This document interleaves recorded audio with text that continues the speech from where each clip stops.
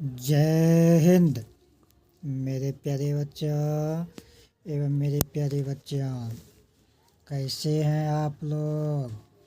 आशा करते हैं आप लोग बहुत अच्छे होंगे, स्वस्थ होंगे, मस्त होंगे, बिंदास होंगे, उमंग में होंगे, जोश में होंगे, होश में होंगे। बहुत बहुत आप लोगों को विशेष आनंद आता होगा मेरे प्यारे बच्चों एवं मेरी प्यारी बच्चियों। ऐसा होना भी चाहिए, क्योंकि जब हम लोग अच्छे होते हैं, स्वस्थ रहते हैं, मस्त रहते हैं, तो हम लोगों को क्या होता है, हम लोगों को किसी भी प्रकार का कार्य करने में मज़ा आता है, आनंद आता है, अच्छा लगता है। हम लोग खुशी खुशी मन से उस कार्य को करते हैं। तो मेरे प्यारे बच्चों एवं मेरी प्यारी बच्चियों, आज का टॉपिक क्या है? आज का है वर्ग प्रथम, विषय हिंदी, है ना। वर्ग प्रथम और विषय हिंदी। मेरे प्यारे बच्चों, वर्ग प्रथम विषय हिंदी में क्या चीज़ सीखने को हमें मिलेगा? तो हमें जो है गिनती सीखने को मिलेगा। कहाँ से कहाँ तक? 31 से लेकर के 40 तक, है ना। अंक तथा शब्द में 31 से 40 तक जो सीखेंगे तो अंक में भी और शब्द में भी सीखेंगे, ठीक है मेरे प्यारे बच्चों एवं मेरी प्यारी बच्चियों। अभी आप लोगों को कॉलम ए और कॉलम बी दिख रहा होगा, यानी कि घर ए और घर बी। ए वाला घर बायां साइड है, अब बी वाला घर जो है दायां साइड है। बायां साइड में प्रश्न के रूप में पहले से लिखा हुआ है। ए वाले घर बायां साइड में प्रश्न के रूप में क्या किया हुआ है, पहले से लिखा हुआ है। और बी वाले घर में दायां साइड में यहाँ पर हमें इस प्रश्न को देखकर, सोचकर, समझकर, बोलते हुए, पढ़ते हुए लिखना है, ताकि बोलने का भी अभ्यास होगा, पढ़ने का भी अभ्यास होगा, और हम लोग लिखेंगे तो लिखने का भी अभ्यास।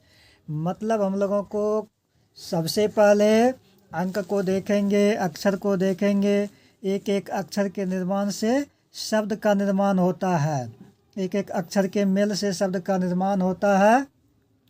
फिर उस चीज़ को हम लोग देखते हैं, सोचते हैं, समझते हैं, पहचानते हैं। सबसे पहले क्या करते हैं?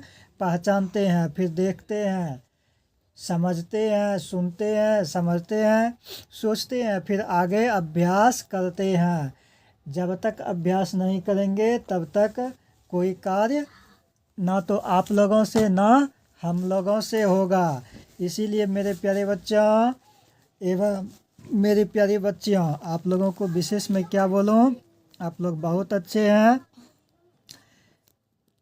विशेष क्या बताऊं, बस अगर आप लोग चैनल पर न्यू है, अभी तक चैनल को सब्सक्राइब नहीं किए हैं, तो चैनल को सब्सक्राइब कर लीजिए, लाइक कीजिए, कमेंट बॉक्स में कमेंट कीजिए, लाइक कीजिए, सब्सक्राइब कीजिए, है ना।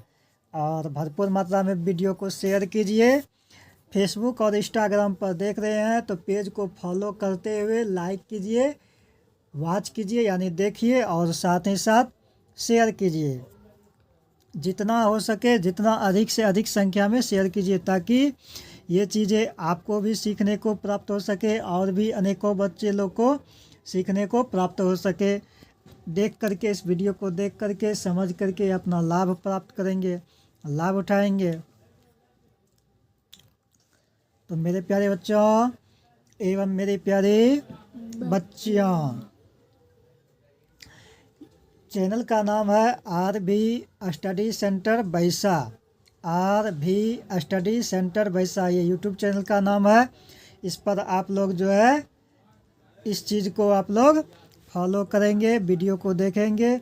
मुझे पूर्ण विश्वास है कि आप लोग जब भी देखते हैं, जिनका भी देखते हैं, जिस भी काम से देखते हैं, जिस भी कार्य से देखते हैं, जो भी वीडियो को देखते हैं, बिना स्किप किए हुए, बिना उछले कूदे हुए, बिना फांदे हुए, बिना आगे बढ़ाए हुए, यानी कि कहने का मतलब ये हुआ, कहने का भाव यह है कि आप लोग वीडियो को अच्छी तरह से वॉच करते हैं, देखते हैं, बिल्कुल अच्छी तरह से वॉच करते हैं, देखते हैं, है ना मेरे प्यारे बच्चों।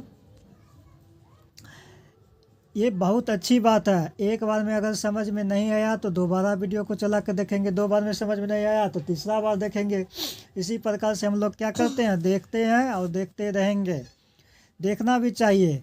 चलिए 1 से 2 बार, एक बार में देखे फिर मन नहीं हुआ दूसरा कार्य कर लेते हैं। 2-4 घंटा के बाद फिर से एक बार सुबह में देख लिए, शाम में देख लिए, रिवीजन का रिवीजन भी हो गया, दोबारा अभ्यास का अभ्यास भी हो गया और समझ में भी आ गया। किताब को देखकर लिखने पढ़ने से अच्छा है, रटने से अच्छा है। अब बुक है, बुक को तो पढ़ने के लिए आना ही चाहिए, पढ़ना ही है। कहने का मतलब क्वेश्चन आंसर को डील करते समय, हल करते समय वो हम लोगों को रटना नहीं चाहिए, हम लोगों को पढ़ते हुए समझना चाहिए। और समझा हुआ चीज़ बहुत दिनों तक अपने मेमोरी पावर जो है एग्जॉर्ब रखता है, मेमोरी में जमा रहता है। और रटा हुआ चीज़ तो सुबह रटिए, शाम भूलिए, शाम रटिए, सुबह भूलिए। तो इससे अच्छा है कि हम लोग जो है वो कार्य ना करके जो ज़्यादा बेहतर है उस कार्य को हम लोग क्यों नहीं करेंगे अच्छी तरह से, अच्छी प्रकार से। तो मेरे कहने का मतलब ये हुआ। तो मेरे प्यारे बच्चों एवं मेरी प्यारी बच्चियाँ, विशेष आप लोगों को क्या बताऊं, आप लोग हो जाइए तैयार, ठीक है ना। करते हैं वीडियो को फटाफट शुरुआत, बिना किए हुए बकवास। दिल से पढ़िए, दिल से समझिए, दिल से आगे बढ़िए, दिल से हर कार्य को अच्छी तरह से सुचारू रूप से कंटिन्यू एकाग्रचित होकर के ध्यानपूर्वक करना चाहिए, है ना। तो मेरे प्यारे बच्चों एवं मेरी प्यारी बच्चियों, आप लोग बहुत अच्छे हैं, बहुत समझदार हैं। अब शुरुआत करते हैं। देखिए ये तो इतना चीज़ तो आप लोग जान गए, सीख गए कि ये ए वाले घर में जो है ये बायां पक्ष हुआ, और इस बायां पक्ष में ए वाले घर में क्या है, ये प्रश्न के रूप में लिखा हुआ है। इसी चीज़ को देख करके सेम हमें बी वाले घर में उत्तर में जो है लिखना है ना। ये जो लिखेंगे इसको देख करके तो ये हमारा उत्तर हो गया। चीज़ यही है, सेम टू सेम यही है। कहने का मतलब ये पहले से लिखा हुआ है तो प्रश्न हो गया, अभी जो देख करके हम लोग लिखेंगे तो ये हम लोगों का मानना है कि उत्तर हो गया। देखिए ये तो लिखने, पढ़ने और अभ्यास करने का चीज़ है और आना चाहिए। जहाँ कोई पूछ दिया तुरंत से जानते हुए अगर नहीं बता रहे हैं तो ये गलत है। अगर नहीं जान रहे हैं तो बता देंगे कि ये चीज़ हम लोगों को नहीं आता है, तो फिर हो सकता है कि जो आपसे प्रश्न किया है वो उसका उत्तर भी बताएगा। इसीलिए जब हम लोग जानते रहेंगे तो नहीं बताएंगे तो ये गलत बात है। लेकिन हम लोग सीखेंगे ताकि कोई कहीं कोई पूछ दिया तो उसको हम लोग क्या करेंगे, उस प्रश्न का उत्तर देंगे, जवाब देंगे, पूछने के साथ उसको एक्टिवेट कराएंगे। यानी कि अब देखिए यहाँ 31 है, 3 पर 1 क्या है, ये अंक में लिखा हुआ है। ये किस में लिखा हुआ है, अंक में। और ये किस में लिखा हुआ, शब्द में। हमें भी यहाँ पर अंक में लिखना है और शब्द में लिखना है। अंक में तो जल्दी से लोग पकड़ लेते हैं, लेकिन शब्द में ही मुश्किल हो जाता है। मेन चीज़ तो हमें गिनती सीखने का मतलब हिंदी में क्या हुआ कि हम लोग शब्द में सीख रहे हैं ना।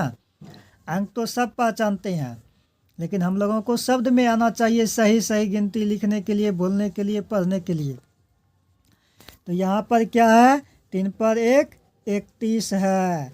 तो यहाँ हम लोग क्या लिखेंगे, 3 पर 1 31। अब शब्द में कैसे लिखेंगे 31, तो देखिए इस तरह से ई को तो में दीर्घीकार, तो में कौन सा मात्रा लगा, दीर्घीकार का। सो क्या हो गया, 31। 31 लिखते हैं, 31 पढ़ते हैं और लिखते हैं 31। 31 में कौन सा ई, तो हर्षही वाला ई, यानी कि छोटी ई।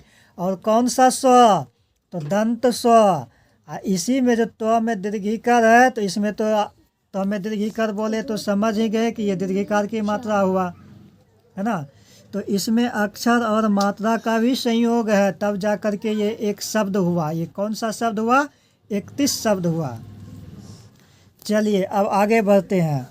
इसके बाद यहाँ क्या लिखा हुआ? 3 पर 2 32। शब्द में कैसे है? ब तो संयोग दीर्घिकार 132। हम भी यहाँ लिखेंगे देख करके 3 पर 2 32। ठीक है, ये अंक में हो गया। अब शब्द में कैसे लिखेंगे? ब तो संयोग दीर्घिकार 100 क्या हो गया? 32। अब यहाँ देखिए 3 पर 3 प्रश्न में क्या है? 3 पर 3 33 है। कैसे है लिखा हुआ? तो एकर अनुस्वार तो दीर्घिकार 100 33। तो हम भी यहाँ लिखेंगे 3 पर 3 33। शब्द में कैसे लिखेंगे? तो में एकर, पहले तो लिखेंगे और तो के ऊपर एक डंडा टेढ़ा वाला, इसी को एकर बोलते हैं।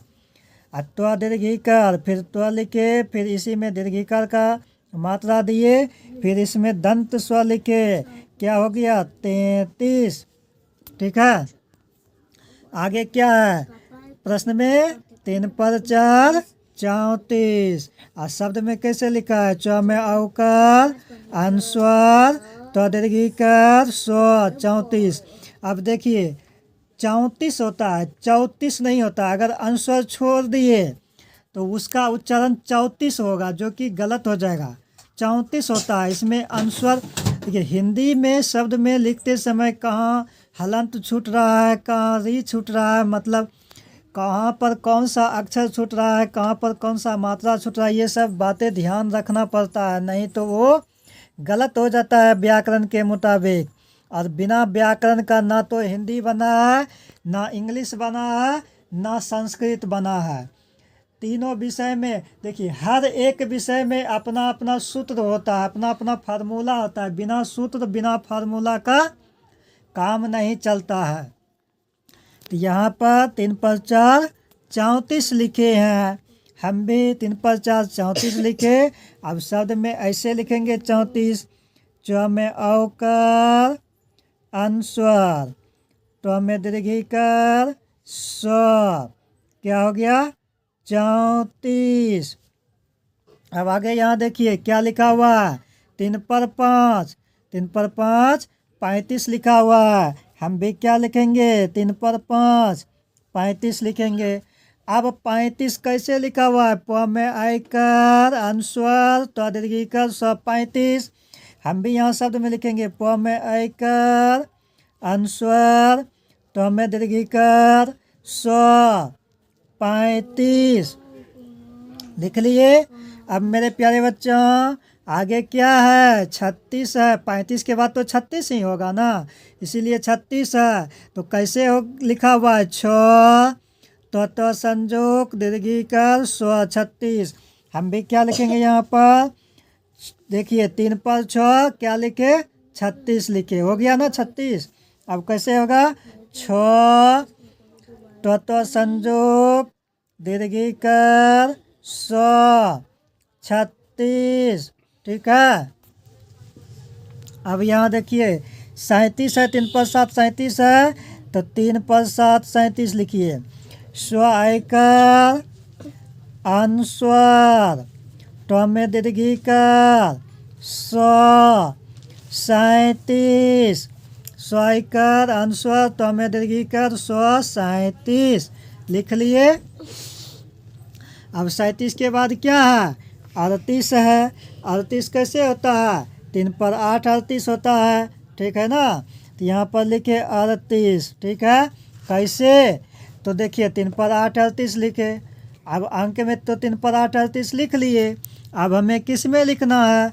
अब हमें लिखना है शब्द में। ओ बड़ी रो तो में दीर्घिकार 138। अब देखिए एक एक चीज़ को देखिए, एक एक चीज़ को सुनिए समझिए। ओ आप लोग जान रहे हैं पहले से ओ इस तरह से होता है। बड़ी रो पहले से तो में दीर्घिकार। ठीक है, और फिर क्या है 100, तो क्या हो गया 38 हो गया। लेकिन इसमें कौन सा स्व है, तो दंत स्व है। कौन सा स्व है, दंत स्व है। 38 में दंत स्व। अब पहले भी आप लोगों को बता चुके हैं कि गिनती में दंत स्व का ही प्रयोग होता है, दंत स्व का ही उपयोग होता है। ठीक है मेरे प्यारे बच्चों,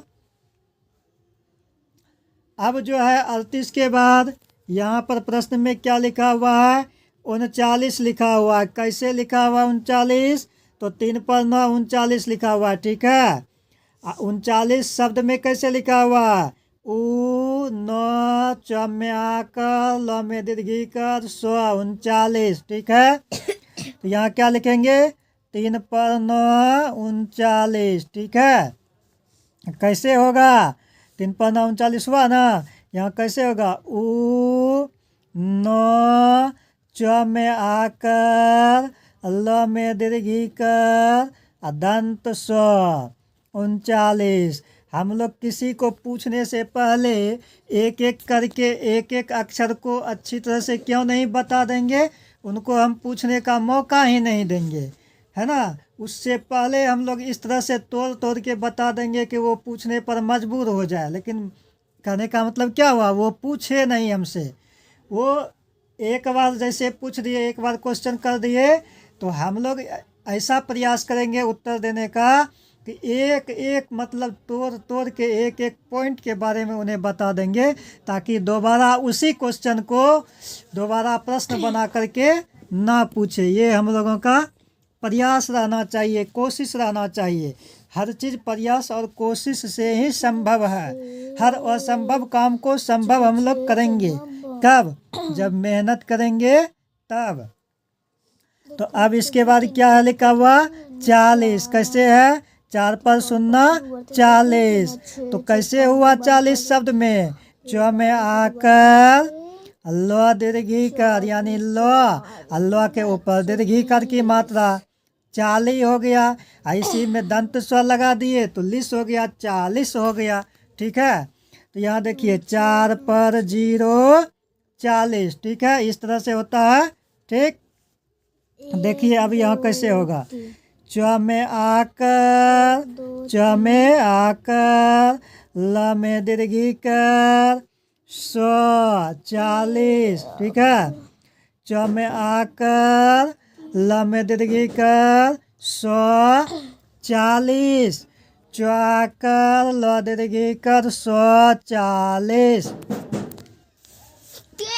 मेरे प्यारे बच्चों एवं मेरी प्यारी बच्चियों, आज जो है हम लोग क्या सीखे, वर्ग प्रथम विषय हिंदी, वर्ग प्रथम विषय हिंदी गणित, यानी वर्ग प्रथम हिंदी विषय में गिनती सीखे। गणित गलती से बोला गया, कभी कभी क्या होता है बोलते बोलते शब्द जो है कुछ दूसरा आ जाता है, तो खैर वो सब ऐसे छोटा मोटा होते रहता है।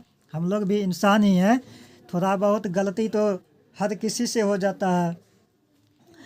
तो ये गिनती हुआ है ना।